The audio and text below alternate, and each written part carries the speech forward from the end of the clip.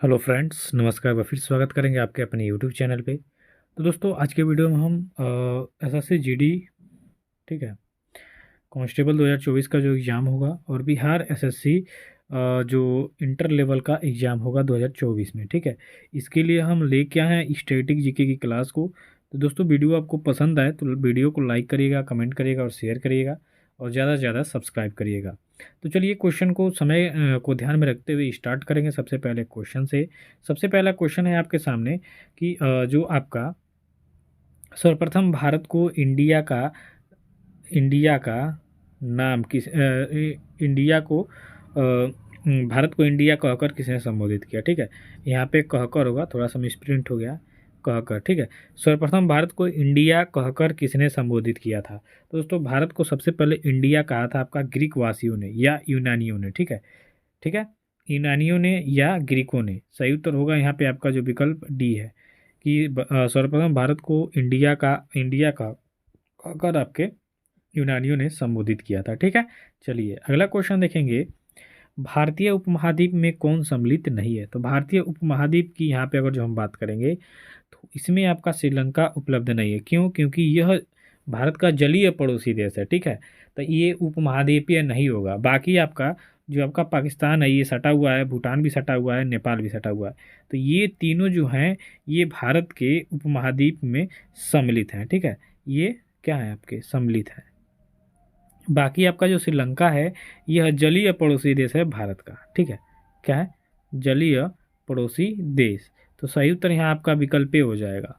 अगला क्वेश्चन देखेंगे दोस्तों आपका कि उत्तर प्रदेश राज्य की सीमा भारत के कितने राज्यों को स्पर्श करती है? तो उत्तर प्रदेश राज्य की सीमा की यहाँ पे बात करेंगे तो यह स्पर्श करती है आपके लगभग 8 राज्यों को। तो सही उत्तर हो जाएगा यहाँ पे आपका विकल्प सी कि उत्तर प्रदेश राज्य की सीमा भारत के 8 राज्यों को स्पर्श करती है। काफ़ी ज़्यादा इंपॉर्टेंट क्वेश्चन ये एसएससी जीडी कांस्टेबल के एग्जाम में पूछा हुआ क्वेश्चन है, ठीक है। चलिए, अगला क्वेश्चन देखेंगे दोस्तों। पंचशील घाटी कहाँ पर स्थित है? अब पंचशील घाटी की यहाँ पे अगर जो हम बात कर लेंगे तो आपने अफगानिस्तान का नाम सुना होगा, ठीक है। अफगानिस्तान में कुछ वर्ष पहले तालिबान, ठीक है, तालिबान जो कि यहाँ पे पूर्व अपना कब्जा जमाए हुआ था, लेकिन अमेरिका ने इसको खदेड़ के फिर अमन चैन शांति कायम किया था। लेकिन फिर अमेरिका के जाते ही तालिबानियों ने क्या किया, अफगानिस्तान पे कब्जा कर लिया, ठीक है। तो पंचशील घाटी आपके है अफगानिस्तान में, ठीक है।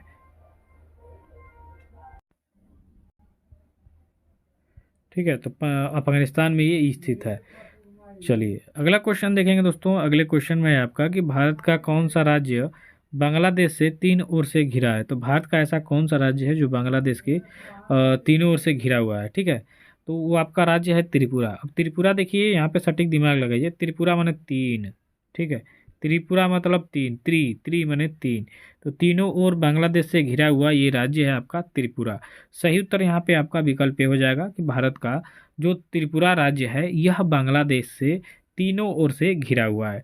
तो सही उत्तर यहाँ पे हो जाएगा आपका विकल्प ए, ठीक है। देखिए, इंपॉर्टेंट क्वेश्चन है ये, ठीक है। ये भारत के पड़ोसी देशों से जो संबंधित क्वेश्चन है वो काफ़ी ज़्यादा इंपॉर्टेंट है, उसको ध्यान दीजिएगा आप लोग। अगला क्वेश्चन है, जीवाश्म ग्रह के नाम से किसे जाना जाता है? तो दोस्तों, जीवाश्म ग्रह के नाम से जाना जाता है आपके चंद्रमा को, ठीक है।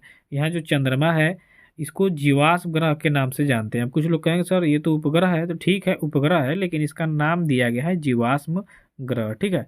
क्या नाम दिया गया है दोस्तों चंद्रमा को? जीवाश्म ग्रह। तो सही उत्तर यहाँ पे हो जाएगा आपका विकल्प है कि चंद्रमा को जीवाश्म ग्रह के नाम से भी जाना जाता है। तो याद रखिएगा, आपके क्वेश्चन में किसी भी एग्जाम के क्वेश्चन में आए तो आप इसे क्या कर दीजिएगा, सही करके आइएगा, ठीक है। ये ना कि पृथ्वी मंगल, कई लोग मंगल पक जाएंगे, ठीक है। तो मंगल, शनि और पृथ्वी नहीं है, ये पृथ्वी का क्या है, उपग्रह है एकमात्र, और यही जीवाश्म ग्रह के नाम से जाना जाता है। अगला क्वेश्चन है, धूमकेतु कितने वर्षों के अंतराल पर दिखाई देते हैं? तो अब धूमकेतु की बात करेंगे तो यह प्रत्येक 76 वर्ष के बाद दिखाई देते हैं, ठीक है। तो सही उत्तर इसका हो जाएगा आपका विकल्प सी कि धूमकेतु कितने वर्षों के अंतराल पर दिखाई देते हैं दोस्तों? तो ये 76 वर्ष के अंतराल पर दिखाई देते हैं। सही उत्तर यहाँ पे आपका विकल्प सी हो जाएगा। हाँ, सी हो जाएगा, 76 वर्ष। ये जो धूमकेतु होते हैं ये एक रोशनी के टाइप के होते हैं, आकाश में दिखाई देते हैं, ठीक है। तो सही उत्तर हो जाएगा यहाँ पे आपका विकल्प सी। अगला क्वेश्चन है आपका 1930 में महात्मा गांधी ने सविनय अवज्ञा आंदोलन कहाँ से शुरू किया था। तो दोस्तों ये एक रहेगा आपका काफ़ी ज़्यादा इंपॉर्टेंट क्वेश्चन, क्योंकि महात्मा गांधी से क्वेश्चन आपके एग्जाम में देखने को मिल जाते हैं। तो 1930 में महात्मा गांधी ने सविनय अवज्ञा आंदोलन जो शुरू किया था वह आपका शुरू किया था आपके दांडी से। ठीक है, सही उत्तर यहाँ हो जाएगा आपका विकल्प दी, कि आपका 1930 में जो महात्मा गांधी ने सविनय अवज्ञा आंदोलन स्टार्ट किया था वो आपके दांडी से, दांडी जो मार्च था, नमक कानून तोड़ा गया था, ठीक है, यहाँ से स्टार्ट हुआ था। अगले क्वेश्चन की तरफ चलेंगे कि करो या मरो का जो संबंध है किस आंदोलन से है। तो करो या मरो का आंदोलन है आपके भारत छोड़ो आंदोलन से। ठीक है, अब बात करेंगे भारत छोड़ो आंदोलन की। ठीक है, भारत छोड़ो आंदोलन की अगर जो हम यहाँ पे बात करेंगे तो इसकी स्टार्टिंग हुई थी 1942 में महात्मा गांधी के द्वारा, और इसी समय महात्मा गांधी ने जो नारा दिया था करो या मरो को। ठीक है, तो क्वेश्चन में आता है करो या मरो का नारा किसने दिया था दोस्तों। तो उसका नारा दिया गया था महात्मा गांधी के द्वारा। ठीक है, कब दिया गया था, 1942 के भारत छोड़ो आंदोलन के समय। तो इतना याद रखिएगा आप। अगला क्वेश्चन देखेंगे, भारत के किस राज्य को टाइगर स्टेट कहा जाता है। काफ़ी ज़्यादा इंपॉर्टेंट चर्चित क्वेश्चन है ये। तो भारत के किस राज्य को टाइगर स्टेट कहा जाता है दोस्तों। तो कहा जाता है आपके मध्य प्रदेश को। ठीक है, मध्य प्रदेश को क्या कहा जाता है, टाइगर रिजर्व या भारत का हृदय भी इसको कहा जाता है। याद रखिएगा, आपके क्वेश्चन में अगर जो आता है कि भारत का हृदय किसे कहा जाता है तो मध्य प्रदेश को कहा जाता है, और टाइगर स्टेट किसे कहा जाता है उसको भी मध्य प्रदेश को ही कहा जाता है। तो इसका राइट आंसर हो जाएगा विकल्प बी। अगले क्वेश्चन की तरफ चलेंगे तो अगले क्वेश्चन में आपका कि जनगणना किस अनुच्छेद में वर्णित है। तो दोस्तों जनगणना की यहाँ पे अगर जो हम बात करेंगे तो जनगणना आपका वर्णित है अनुच्छेद 246 में। ठीक है, तो इसका राइट आंसर हो जाएगा आर्टिकल, ठीक है, आर्टिकल 246 यानी 246 हो जाएगा आपका 246 अनुच्छेद में जनगणना जो है वह वर्णित है। नेक्स्ट क्वेश्चन देखिए, स्वतंत्र भारत की पहली जनगणना किस वर्ष हुई थी। तो जनगणना याद रखिए सबसे पहले 1872 से स्टार्ट हुई थी। तो ये स्वतंत्र भारत की जनगणना की अगर जो हम बात करेंगे तो सबसे पहले अगर स्टार्ट देखा जाए तो 1872 में लॉर्ड मेयो के समय में हुआ था। ठीक है, सबसे पहली जनगणना। उसके बाद आपका 1800 आ गया 82, इसमें आगे आपके लॉर्ड रिपन। ठीक है, लॉर्ड रिपन ने सबसे पहले नियमित जनगणना की स्टार्टिंग कर दी थी कि प्रत्येक 10 वर्ष के अंतराल पे भारत में जनगणना होगा। ठीक है, उसके बाद भारत स्वतंत्र हुआ, और स्वतंत्र भारत की जो जनगणना सबसे पहले हुई वह 1951 में हुई। ठीक है, 1951 इसका क्या हो जाएगा, सही उत्तर हो जाएगा कि स्वतंत्र भारत की जो पहली जनगणना है वह आपकी हुई थी 1951 ईस्वी में। ठीक है, और अब तक 15 जनगणना हो चुकी है, जिसमें स्वतंत्र भारत की 7वीं जनगणना थी 1951 वाली, सॉरी 2011 वाली। ठीक है, और ये तो पहली थी आपकी। अगला क्वेश्चन देखिए, भारत की स्पेस एजेंसी का नाम क्या है। तो दोस्तों भारत की जो स्पेस एजेंसी है उसका नाम है आपका इसरो। ठीक है, क्या नाम है, इसरो। सही उत्तर यहाँ आपका विकल्प हो जाएगा क्या, विकल्प हो जाएगा ए। ठीक है, इंडियन स्पेस रिसर्च ऑर्गेनाइजेशन। ठीक है, इंडियन स्पेस रिसर्च ऑर्गेनाइजेशन, ये भारत की स्पेस एजेंसी का नाम है इसरो।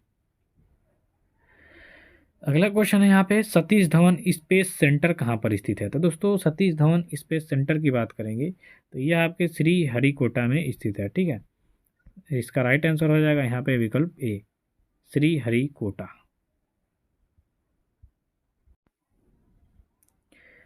अगला क्वेश्चन है आपका कि चंद्रयान 2 को कब लॉन्च किया गया था। तो दोस्तों चंद्रयान 2 को लॉन्च किया गया था आपका, देखिए इम्पोर्टेंट क्वेश्चन है ये, थोड़ा सा लेट सवेर तो क्वेश्चन है ऐसे, लेकिन इम्पोर्टेंट है आपके लिए। तो बात करेंगे यहाँ पे कि आपका चंद्रयान 2 को कब लॉन्च किया गया। ठीक है, तो इसको लॉन्च किया गया आपका 22 जुलाई 2019 को। ठीक है, अब आप कहेंगे कि सर ये तो पुराना क्वेश्चन है, लेकिन ऐसे क्वेश्चन आ जाएंगे आपके लिए एसएससी के एग्जाम में या बिहार एसएससी के एग्जाम में, इंपॉर्टेंट है। ठीक है, तो 22 जुलाई 2019 को चंद्रयान 2 को लॉन्च किया गया था।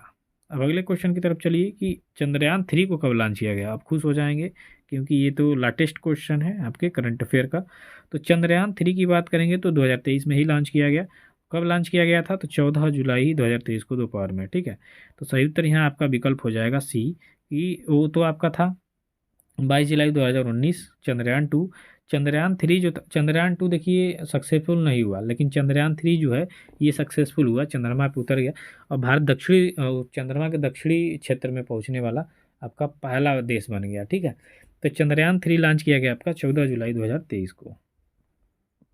अगला क्वेश्चन है कि राष्ट्रीय पर्यावरण अनुसंधान केंद्र कहाँ पर स्थित है। तो दोस्तों राष्ट्रीय पर्यावरण अनुसंधान केंद्र की अगर जो बात करेंगे हम लोग, तो यह आपके नागपुर में स्थित है। सही उत्तर हो जाएगा यहाँ पे आपका विकल्प डी, कि राष्ट्रीय पर्यावरण अनुसंधान केंद्र आपके नागपुर में स्थित है।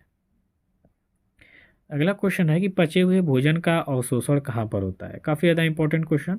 पचे हुए भोजन के अवशोषण जो होता है यह आपके छोटी आंत में होता है। कहाँ पे? छोटी आंत।